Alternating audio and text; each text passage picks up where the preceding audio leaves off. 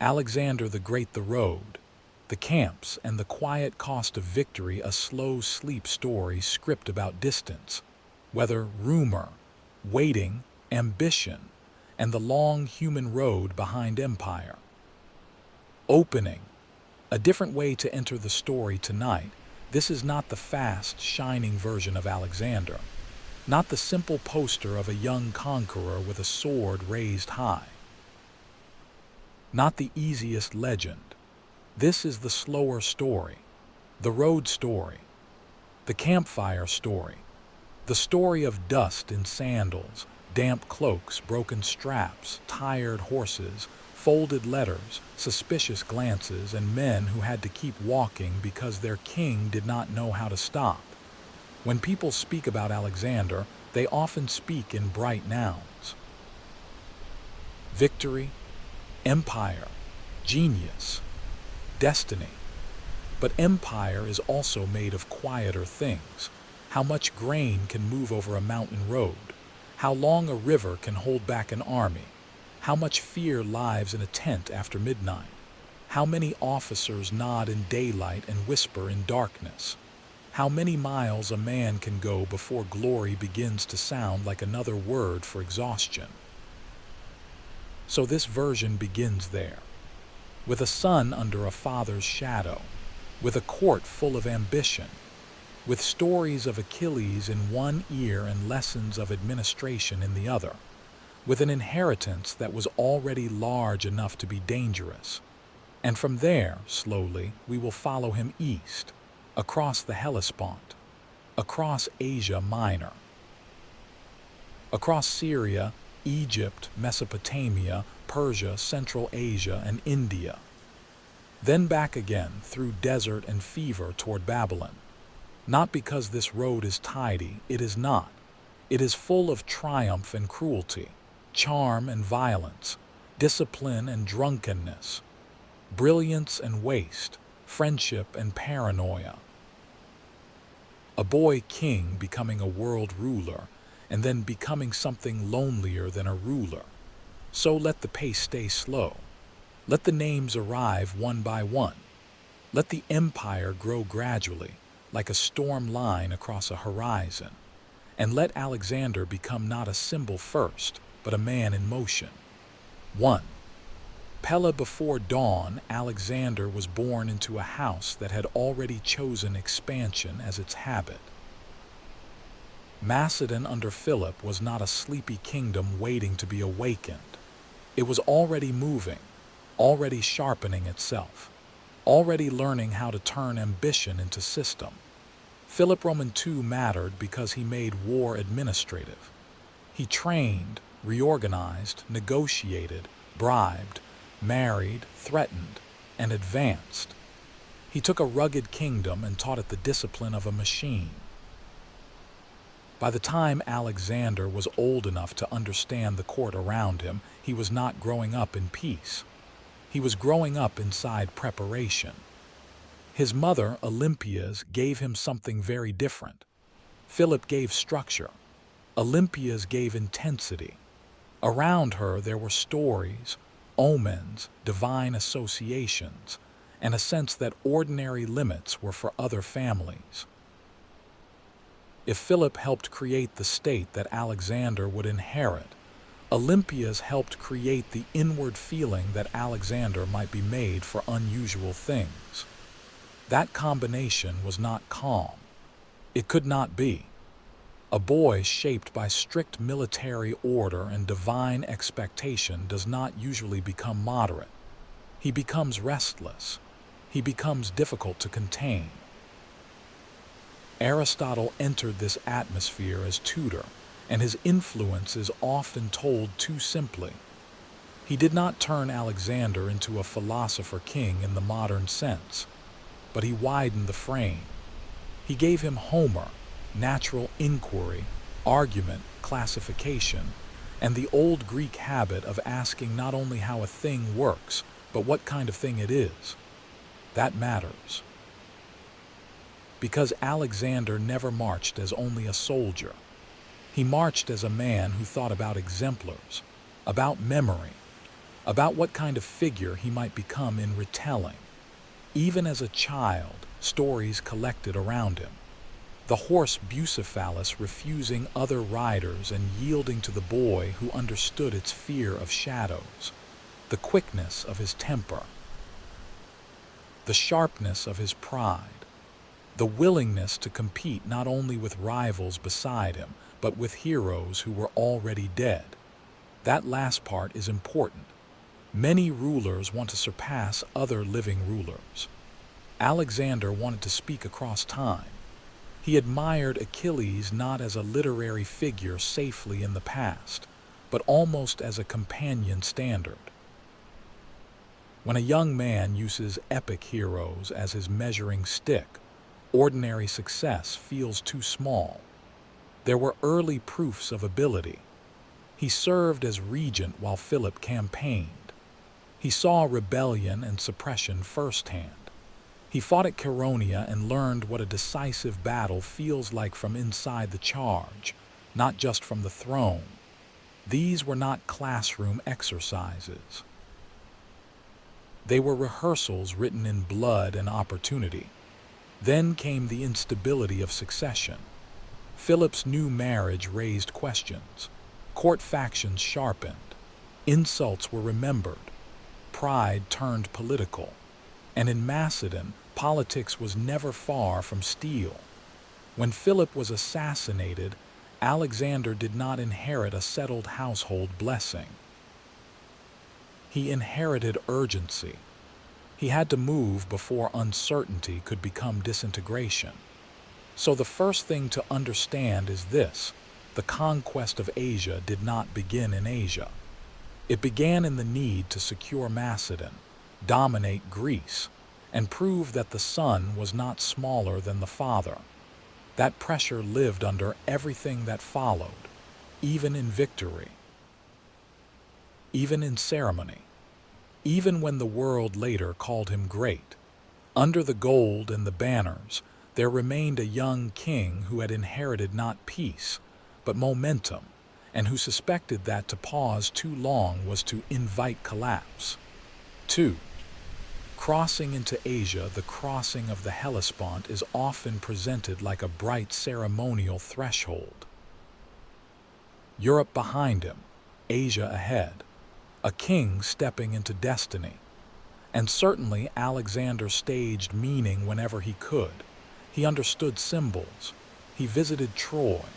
He honored Achilles. He placed himself in the long shadow of epic memory. This was not random pageantry. It was policy performed as myth. But if we slow the scene down, other details come into view.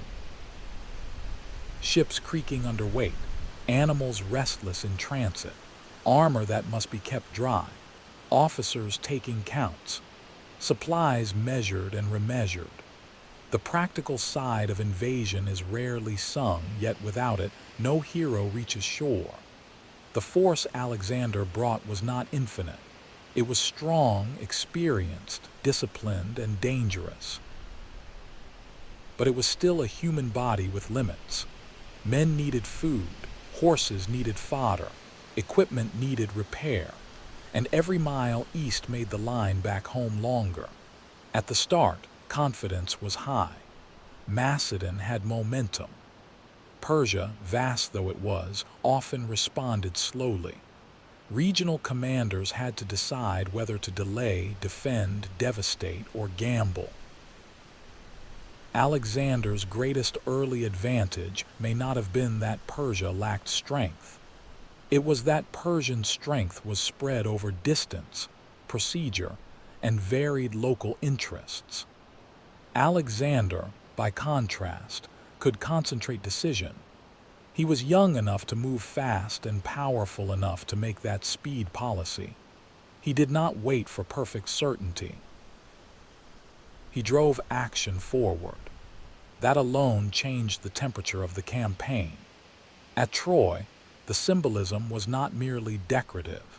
He was teaching his companions, his army, and later historians how to see him, not as a provincial king stepping beyond his borders, as a successor to mythic scale. When a ruler frames his campaign as a continuation of legendary history, he is not only motivating troops, he is widening the narrative room available for his own acts.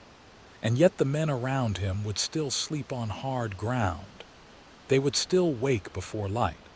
They would still tighten straps, load beasts, and judge the day by wind, heat, water, and command. The grandeur at the front and the routine in the ranks existed together. This is how empires are built, part vision, part paperwork, part ritual, part blisters. The first major shock would come at the Granicus, but even before battle, a certain tone had been set. Alexander did not cross into Asia as a raider looking for a quick strike. He crossed as a ruler who intended to keep taking the map seriously after each victory. He wanted not just trophies, but succession, not only plunder, but replacement. And that made his campaign more dangerous, both to others and to himself. Because once a king stops thinking in terms of raid and starts thinking in terms of universal claim, it becomes much harder for him to decide what counts as enough. That question would haunt the years ahead. At the Hellespont, it still looked like confidence. Later, it would look like compulsion. But at the beginning, with sea behind him and a continent ahead, the feeling in camp was probably simpler. Expectation, nervous energy, the closeness that comes before first contact. The world had not yet widened into deserts, elephant fields, or mutiny. It was still near enough to imagine returning unchanged. That illusion would not survive long. 3. Granicus and the habit of risk at the Granicus River. Alexander did something he would do repeatedly in different forms. He turned danger itself into a kind of argument. The Persians held the far bank. The crossing was awkward. Current, slope, armor, formation, and visibility all made the scene unfriendly. A cautious commander could have waited, could have looked for another crossing, could have made delay sound like prudence. Alexander attacked, and once he attacked, he did not remain safely distant from the sharp edge of the event. He moved into it. This became part of his power. His men did not only hear that he was brave, they saw him where the danger was most immediate. That kind of kingship works. It binds loyalty. It electrifies morale. It shortens the emotional distance between ruler and soldier. A commander who shares hazard can ask more from tired men than one who merely calculates it. But the method has a cost. Once a king proves that boldness succeeds, he becomes partly trapped by his own example. Others expect speed. He expects it from himself. Caution begins to feel like self-betrayal. The battle itself was confused, violent, intimate. River battles rarely allow for elegant geometry. They break into collisions. Horses lose footing. Men crowd into bad angles. Visibility narrows to whatever is immediately in front of the face. A famous campaign can contain many moments that, at the level of human sensation, are mostly noise, mud, metal, and sudden fear. Alexander came close to death there. He would do so again in later years. These near escapes contributed to his aura. A man repeatedly exposed to destruction, yet not destroyed, begins to look marked out. Companions become convinced he is unusually favored. The man himself may begin to believe it too strongly. Granicus opened Asia Minor. Cities and regions now had to decide quickly how to respond. The pattern of surrender, negotiation, resistance, and replacement began. Here, Alexander showed another habit that matters as much as battlefield brilliance. He knew that campaigns continue in administration after they are decided in combat. Garrisons, appointments, treasury control, political messaging, all of this followed the charge. He could be ruthless. He could also be strategic in mercy. The point was not softness. The point was usefulness. Every city had to be made into either a warning or an example. As the army moved onward through Asia Minor, the campaign acquired rhythm. March, scout, negotiate, threaten, attack, absorb. March, scout, negotiate, threaten, attack, absorb. The repetition matters because conquest often seems dramatic from a distance and procedural up close. And in camp, Alexander's companions were learning what sort of ruler they had followed across the water. Not merely ambitious, not merely educated, not merely charismatic. He was a man to whom risk gave clarity. A man who often seemed most certain while moving directly at danger. That is inspiring when the victories continue. It becomes frightening when the world grows larger and the costs stop looking reversible. At Granicus, however, the method looked magnificent.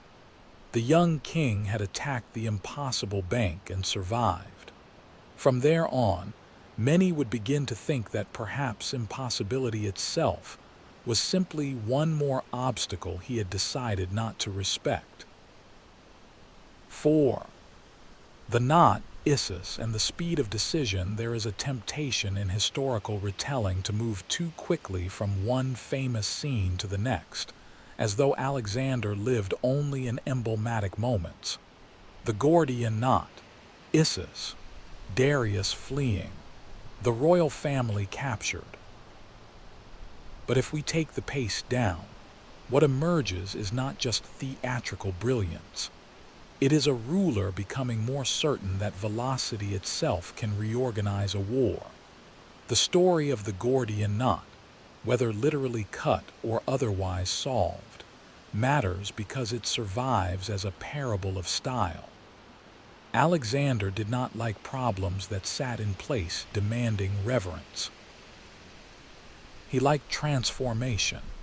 He liked to act in a way that made other people feel they had been thinking too narrowly. Even the legend of the knot tells us how people wanted to describe him, not merely patient but liberatingly decisive. At Issus, this quality met imperial scale. Darius Roman III was no local commander. He was the great king. The Persian system still had immense resources, prestige, and administrative depth. Alexander's campaign could not truly claim central legitimacy until it had broken the king's bodyguard of authority, not just his frontier. The terrain at Issus narrowed the battle. This helped Alexander. Persian numbers could not unfold as fully as they might in a broader plain. Again, the campaign turned on decision, timing, and direct pressure at the right point. Alexander drove where the nerve of the battle could be broken. When Darius fled, a certain old order was wounded in public. Flight matters. Royal presence is not only tactical, it is symbolic concentration. A king who remains can steady structures even in retreat. A king who flees leaves more than the field behind. He leaves an image. The capture of Darius's family deepened the emotional stakes of the war.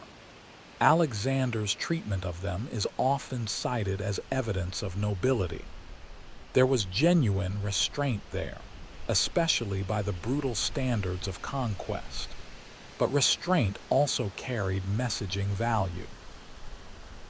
He was already beginning to act not simply as destroyer of Persian rule, but as a candidate to inherit its moral center.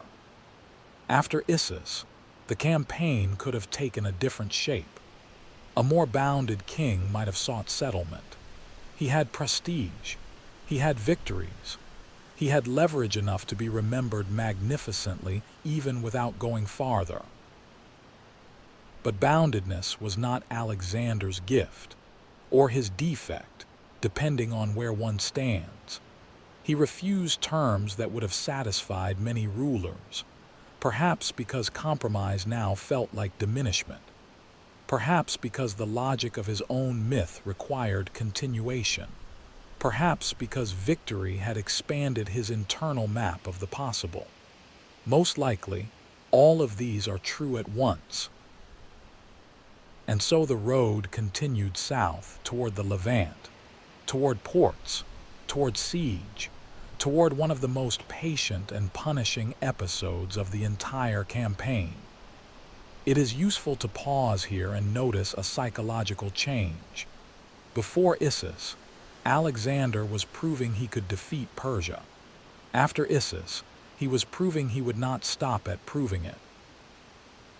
This is where greatness and danger begin to share the same room. 5. Tyre. The slow violence of patience. Tyre was the kind of problem Alexander preferred not to have. It could not be solved by a single dazzling charge. It sat offshore, fortified, self-possessed, difficult, and insulting in its refusal. If Alexander had wanted only inland prestige, he might have bypassed it.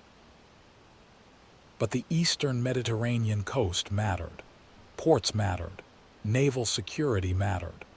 And perhaps even more than these, demonstration mattered. A city visibly refusing the conqueror could invite imitation.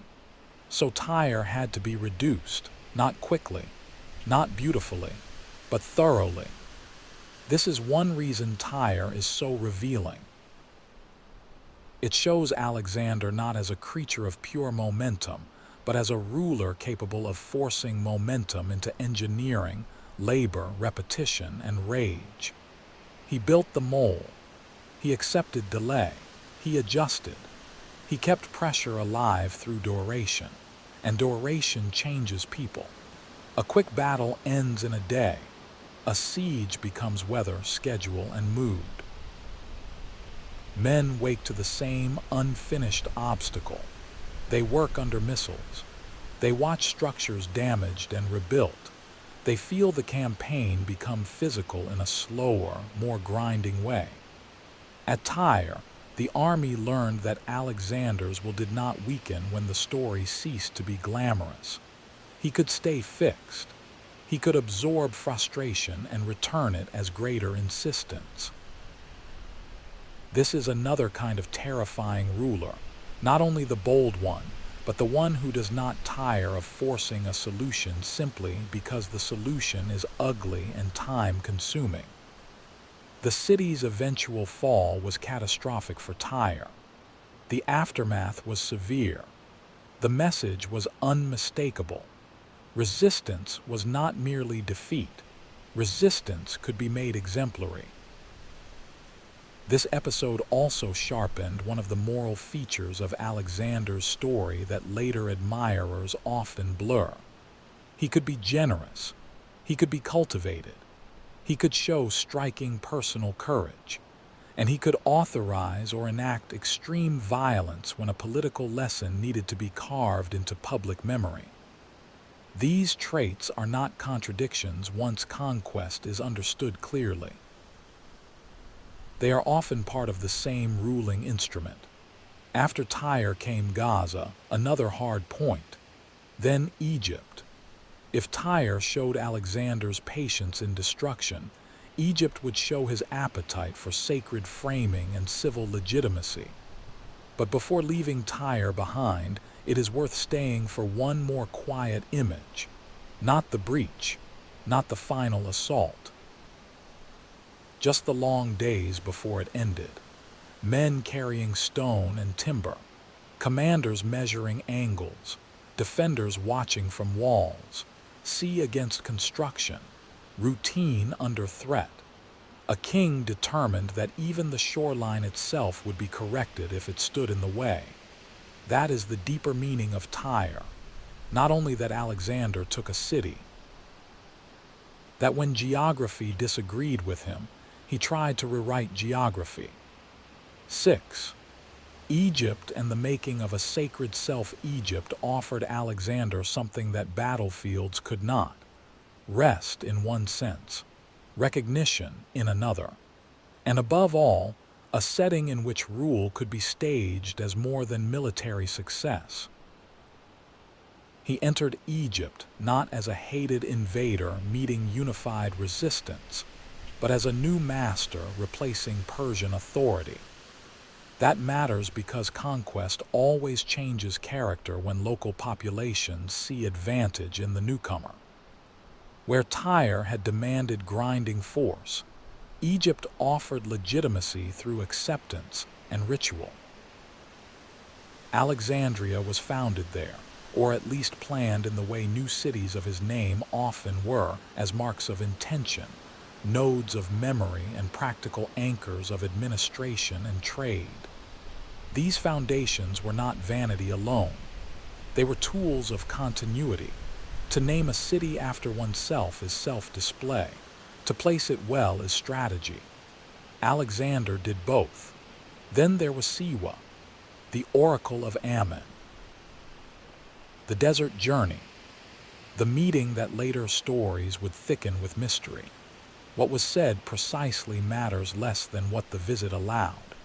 It allowed Alexander to move deeper into sacred kingship, to be not only victorious but affirmed. Whether he truly believed himself divine, semi-divine, specially descended, or merely politically elevated is a question that can be argued forever. What matters for the story is that Alexander increasingly acted inside a field where ordinary categories no longer satisfied him. Victory fed identity, and identity fed further ambition. This is often where historical sympathy begins to fracture. Some see expanding vision, others see dangerous self-magnification. Both can be true. A man repeatedly vindicated by success, exposed to ritual confirmation compared to heroes, and obeyed by armies may find it difficult to remain proportionate. Proportion is usually protected by resistance, failure, or limits. Alexander kept overcoming limits. In Egypt, the campaign breathed differently. There was time for ordering, founding, receiving honors, and imagining futures larger than the immediate war. But rest can deepen appetite. A man who pauses only long enough to crown the meaning of what he has done may rise from the pause more ambitious than before. The road ahead now led toward the true imperial heartlands, Mesopotamia, the great confrontation still to come. Darius was not finished. The empire still stood, and Alexander, now carrying not just recent victory but sacred confirmation, would move toward it with a more dangerous self-conception. In quieter retelling, Egypt is the chamber where his public self grows larger than the young king who crossed the Hellespont. He does not yet look broken by distance. He does not yet carry the full weight of suspicion and grief that later years will bring. Instead, he looks almost complete, beautifully successful, favored by gods and fortune, surrounded by men who have seen too much to dismiss him. That may be why the Egyptian interval is so haunting. It feels like a bright plateau before the darker cost of continual triumph begins to arrive in earnest. 7. Gaugamela and the empty throne. If Isis wounded the old order, Gaugamela broke its center. Here at last the scale widened properly. Open ground, massed forces, preparation on a level worthy of imperial decision. Darius chose the field with care. He had room, he had chariots, he had numbers and breadth. This should have been the sort of battle in which empire reasserted itself by magnitude. Alexander responded with discipline and nerve. The Macedonian army was smaller, but it was tight, experienced, and accustomed to coordinated movement under pressure. Again, Alexander sought not to meet the whole weight evenly, but to create a point where pressure on the king would disorder everything around him. Gaugamela has been studied for tactics, and rightly so. But in the slower human story, it is also about composure, about who can keep a great machine from turning into panic when the dust rises and the pattern starts to bend. Alexander kept his nerve. Darius lost the battle when royal steadiness gave way once more to flight. After Gaugamela, cities like Babylon and Susa became not impossible prizes, but attainable inheritances. Treasure fell into Alexander's hands, not symbolic treasure only, but staggering material wealth. Gold, silver, stores, records, and the visible substance of imperial accumulation. This changes a campaign. Winning is one thing. Taking hold of the treasury of the world you are replacing is another. The conqueror begins to feel less like an intruder and more like the center of a new order. Yet there is also a strange emptiness after such success. The throne is available, but the work is not over. The king you have displaced is still alive. The territories still stretch outward. The administrative problem grows with every victory. Power, once achieved at that level, rarely simplifies life. It complicates it. Babylon must have felt unreal. Ceremony, scale, age, wealth, and urban grandeur unlike Macedon. For Alexander's companions, this was not simply another captured place. It was entry into the ornamental center of old civilization. And for Alexander, it posed a question that would haunt the next phase. How Persian would the new ruler become in order to rule Persia? He could not inherit the empire while remaining only the hard-edged Macedonian war king of the first years. Inheritance requires adaptation. But adaptation produces resentment among those who love the older version of the conqueror. This is where success begins to divide loyalties.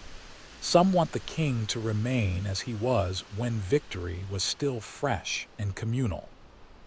The king himself may now feel entitled to become more than the men who first followed him can emotionally accept. So Gaugamela ends one struggle and quietly begins another. The war against Persia as external enemy gives way to the problem of Alexander as ruler of what he has taken. And that second problem will prove more corrosive than a battlefield line. 8. Fire at Persepolis. Snow in the East. Persepolis stands in the Alexander story like a scene lit by flames. The ceremonial capital of the Persian kings, a place of symbolic weight, and then the burning. Whether drunken impulse, calculated revenge, theatrical release, or some blend of all three, the act remains revealing. There are moments when Alexander appears to know exactly what he is doing symbolically. There are other moments when symbol and appetite fuse too quickly to be cleanly separated. Persepolis may belong to that second category. It can be read as an answer to the Persian sack of Greek temples generations earlier. It can also be read as the unstable gesture of a conqueror who wanted both to inherit the empire and to dramatize its destruction. That tension matters. He wanted to replace Persia, but he also wanted to surpass it, to become legitimate by taking it over, yet unforgettable by violating its old sanctity. This is not a perfectly coherent program. It is the kind of program a brilliant and increasingly enlarged self might produce. From here, the campaign became harsher in a different way. The chase after Darius into the eastern provinces was no longer the straightforward seizure of famous centers. It was pursuit over distance. across terrain that does not flatter easy storytelling. Cold, heat, mountains, bad roads, language difference, shifting local loyalties. When Darius was eventually found dying, betrayed by his own subordinate Bessus, Alexander gained something and lost something at once. He gained the right to present himself as avenger of the murdered king and therefore as more legitimate heir than the usurper. But he also lost the living opponent against whom his campaign had been partly defined. An enemy can structure ambition. Once the enemy is gone, ambition must either settle or seek new reasons to continue. Alexander chose continuation, and the East did not reward him with easy applause. Bactria and Sogdiana would become years of difficult campaigning, guerrilla resistance, uneasy local submission, and growing strain inside the Macedonian elite. These lands were farther from the old narrative of Greek revenge against Persia. The farther Alexander went, the harder it became to explain the campaign as simple justice, and the easier it became to see it as personal compulsion toward the horizon. This is why the Eastern phase matters so much in a non-generic telling. It strips away some of the clean romance. Victory is still there, but now victory lives with fatigue, with adaptation, with marriages, satrapies, negotiations, executions, and suspicion. The roads grew longer. So did the distance between Alexander and some of the men who had begun this war with him. This is often how empire truly begins to show its cost, not when the enemy is strongest, but when success becomes harder and harder to share emotionally with those who must continue paying for it. 9. The hard years, Bactria, Sogdiana, and a changing king. If the earlier campaign made Alexander famous, the Central Asian years reveal what fame was turning him into. These were not easy lands to subdue in one theatrical stroke. They fractured resistance. They demanded movement, local response, repeated force, and patience with an enemy that did not always stand still on a famous field waiting to be broken. Campaigning here wore down simplicity. It also exposed the cultural question more sharply. Alexander increasingly adopted elements of Persian court practice: dress, ceremony, expectations of deference. To him, this may have seemed practical, even necessary, for ruling a vast mixed empire. To many Macedonians, it looked like distance, like contamination, like a king forgetting the rough equality of shared danger that had first won their devotion. No shift captured this discomfort more than the controversy around proskyneses, the gesture of obeisance familiar in Persian contexts, but alien and humiliating to Greeks and Macedonians when offered to a living man as though to a godlike monarch. Alexander's willingness even to entertain such court behavior signaled how far his self-conception had moved. Then came darker episodes. Philotas was accused of conspiracy, executed. Parmenion, his father and one of Philip's oldest and most valuable generals, was killed as well. These actions may have had political logic in a dangerous environment, but political logic does not soften what they show. Alexander had entered a phase where suspicion could consume long service. The killing of Cletus the Black, in drunken rage after argument, is one of the clearest windows into the tragedy of his kingship.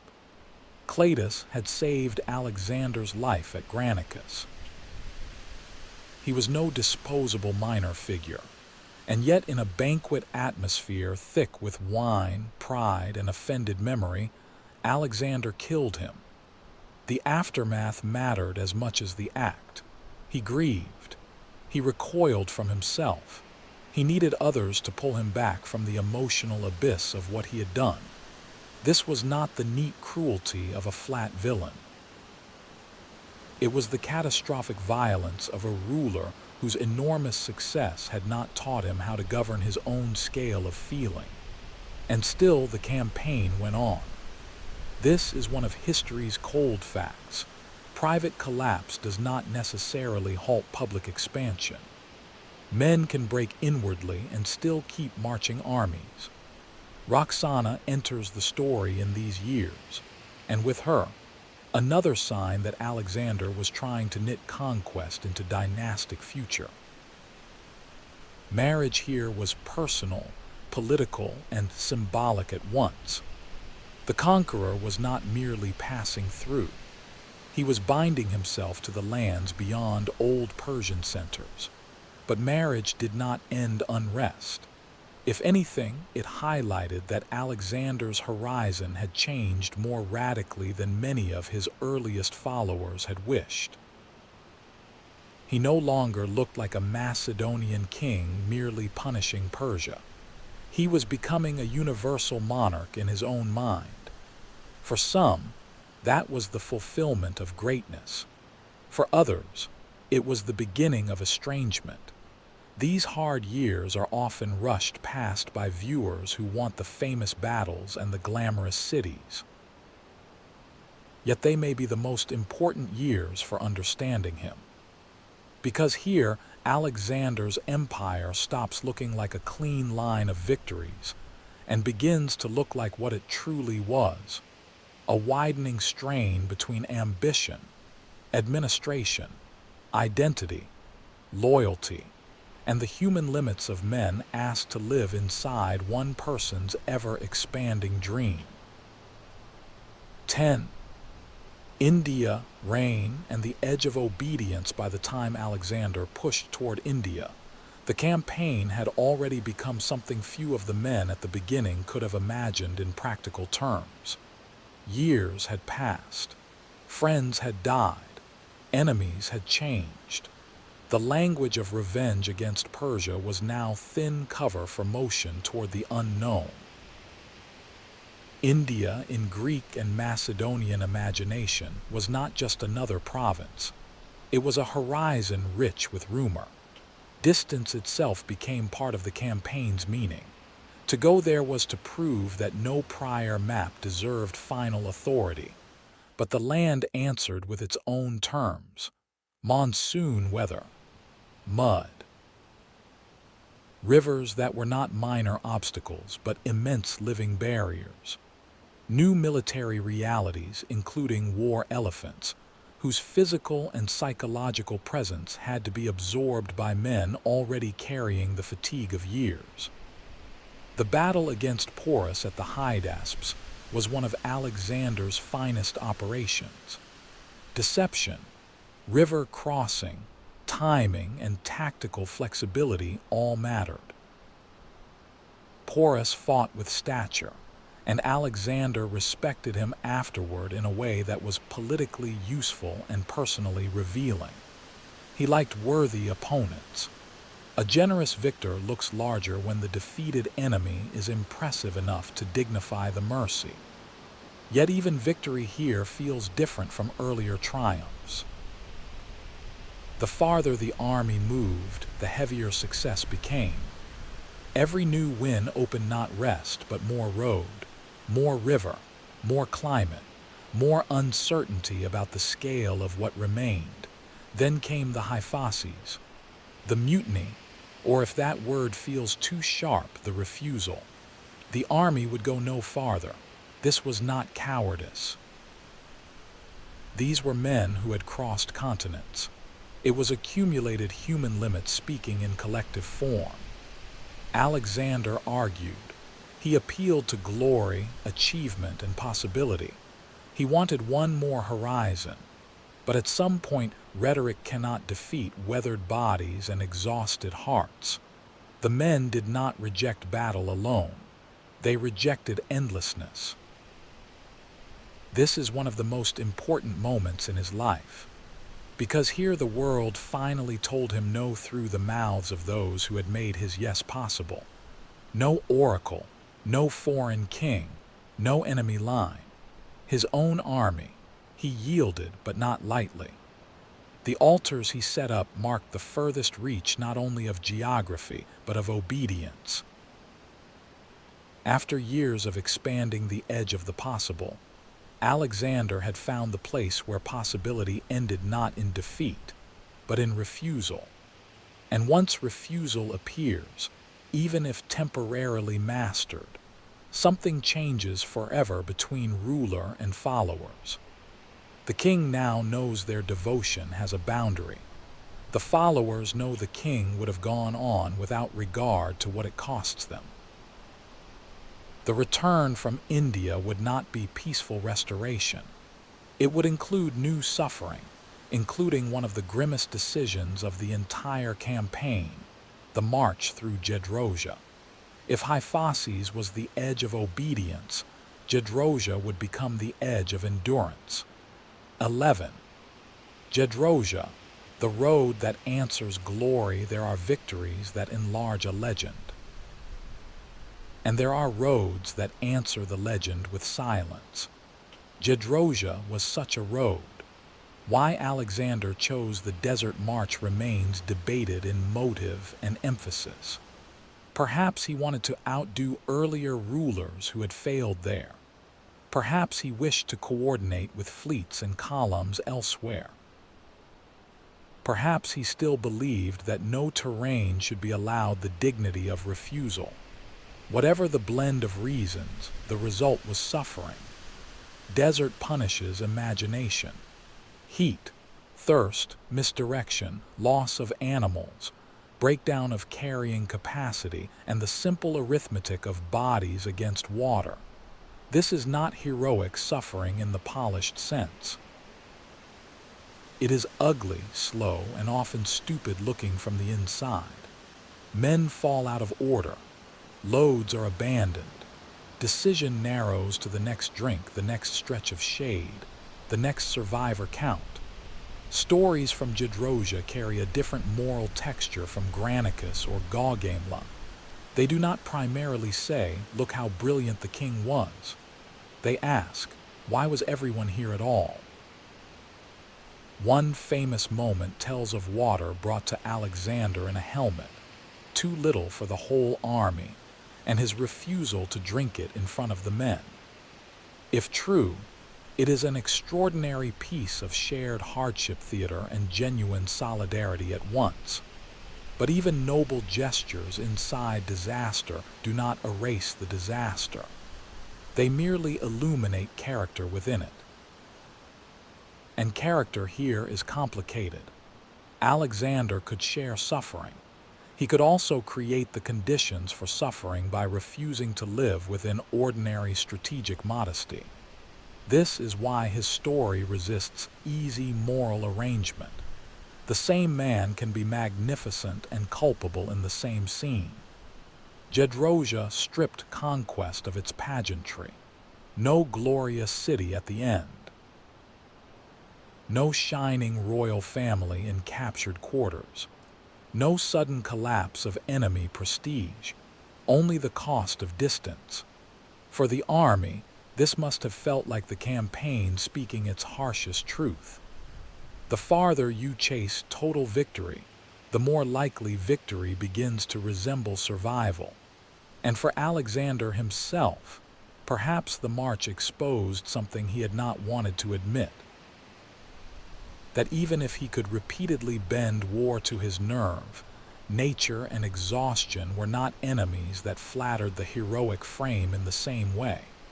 They reduce every title to body. King, officer, groom, porter, all become thirsty in the same language.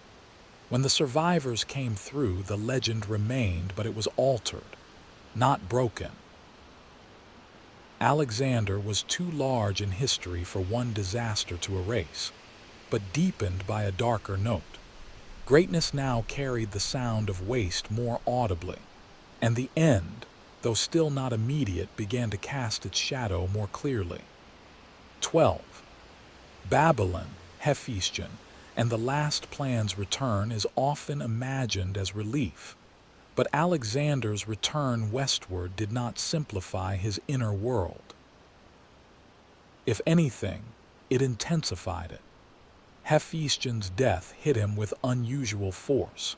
Friend, companion, mirror, perhaps the person closest to understanding the scale of his emotional and imperial life. When Hephaestion died, Alexander's grief was immense and public. He ordered mourning on a scale that shocked even those used to royal display. Grief matters politically. A ruler's sorrow can become policy. Ceremony, punishment, memorialization, expenditure, all can flow from pain when the grieving man is also world ruler. In Alexander's case, grief did not quiet him. It fed the sense that his life had risen beyond ordinary human proportion and therefore could mourn beyond ordinary limit too. By the time he settled again in Babylon, he was still planning. Arabia, naval projects, administrative reorganizations, mass marriages had already shown his desire to fuse Macedonian and Persian elites symbolically. Veterans were discharged and resettled. Appointments moved. Corrections were made. Empire remained active work. This is something many simplified stories miss. Alexander did not die neatly at the moment his mission ended. He died in the middle of continuation. He was still imagining more. That is one reason his death feels so abrupt. It cuts off a sentence that had not reached a grammatical end. Then the fever came. Or the illness, however precisely we reconstruct it. Drinking, banquet context, heat, infection, prior strain, historians can argue over cause. What stands beyond doubt is the silence that followed the motion. A man who had spent years in campaigns, councils, crossings, and constructions became a failing body in a room. This transformation is always shocking. The conqueror who moved thousands becomes the patient watched by anxious men. Orders become whispers. Plans become guesses. Succession, never securely solved, begins to loom like a storm before the breathing has even stopped. One of the most haunting images is of the soldiers being allowed to file past him as he could no longer speak properly. Whether every detail is exact hardly matters. The emotional truth is strong. The army that had followed him across the world now passed by the body of the man who had made that road possible, and impossible, for them. When asked to whom he left the kingdom, the famous answer is said to be, to the strongest. Whether those were the exact words or a later shaping, they fit the fatal instability well enough. Alexander had conquered faster than he had institutionalized succession. He had built a personal empire of momentum and charisma so immense that only a person like himself seemed proportionate to it. No such replacement existed, and so the body cooled while the future sharpened knives. That may be the most unromantic and most honest ending possible for such a life. 13. After Alexander, what the men carried home, Alexander died young. That fact always stands in the room, not because youth itself is automatically tragic, but because his life had been built on continuation. The imagination of more. To die while still planning is to leave a peculiar kind of vacuum behind. His generals did not inherit calm stewardship. They inherited a problem too large for cooperative virtue. The empire was divided, contested, reassembled, broken, and renamed through wars among the successors. The great universal monarchy became multiple kingdoms. In one sense, this looks like failure. He did not leave a stable, unified empire in the durable Roman sense. In another sense, his campaigns changed the world anyway.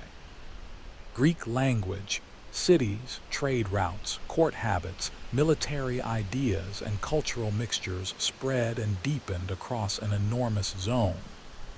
The Hellenistic world was not a neat continuation of his personal control, but it was unquestionably his aftermath. Still, there is value in asking what the individual men carried home if they ever reached home. Not just treasure, memory, scars, new tastes, foreign wives, suspicion of distance, stories no village audience could fully absorb. Think of one veteran of the early campaigns. He crossed the Hellespont as part of a disciplined and hopeful army. He saw Granicus, Issus, Tyre, Egypt, Gaugamela, Babylon, Persia, the High East, India, refusal, desert, and the death of the king. How could such a man fit quietly back into the mental world with which he began? This is another hidden cost of great conquest. Not only the dead, not only the conquered, also the altered survivors who outlive the adventure but not unchanged. The same can be said of Alexander's image. He outlived himself in stories almost immediately. Conqueror, philosopher king, tyrant, romantic hero, cautionary tale, world spirit on horseback. Every age has found some use for him. That is what happens when a life is both dazzling and incomplete. It invites annexation by later imaginations. But if we keep faith with the slower telling, perhaps the most truthful image is simpler. A young man of immense talent and immense appetite, formed by a hard father, a fierce mother, Homeric ideals and military opportunity, who inherited a machine of expansion and then drove it beyond every familiar boundary. He could inspire loyalty through courage, widen the horizon of his followers, absorb cultures strategically, and think at astonishing scale. He could also turn suspicion lethal, magnify himself dangerously, and refuse enough when enough had long since passed. That complexity is not a flaw in the story. It is the story, and perhaps that is why he still fascinates. Not because he was simply the greatest conqueror, but because his life makes visible something permanent in human ambition.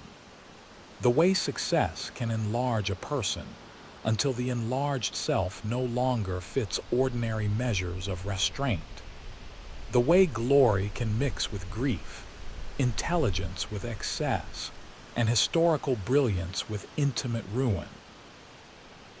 Closing, the long road falls quiet now the tents are folded. The standards are still. The horses are far away in memory. The dust of the long road has settled into history.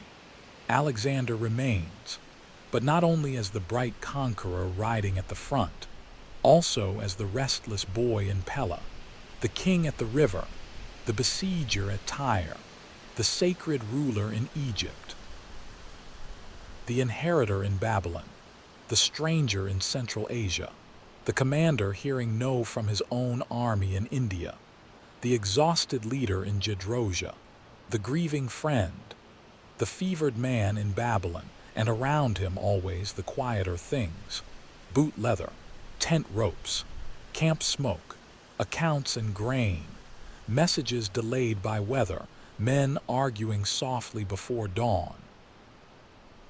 The long, ordinary work inside extraordinary history.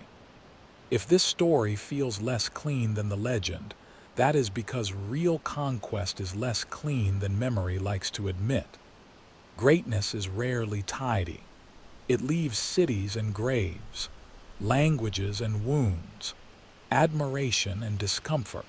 So let the final picture be calm, not the charge, not the crown, not the shout before battle, Let it be a road at evening, a long road east to west, fading into low light. A road full of people who thought they were walking toward victory and discovered they were also walking into transformation. A road that made one man a legend and showed again and again that even legends are carried by bodies that tire, friendships that break, and choices that cannot be undone. And with that, the road grows quiet. The story does not vanish, it only slows, and then, at last, it rests. Appendix: quiet segment cues for recording the lines below are optional segment starters you can keep, remove, or use as clean, breathing spaces between sections. Pause here. Let the room go quiet. Then begin the next part slowly. Tonight we return to the road. We return to the camp. We return to the waiting between victories. Move gently into the next image. Do not rush the names. Let each place feel distant. Let the battle stay far away at first. Start with wind. Start with boots. Start with a lamp in a tent. Then begin again. Slowly.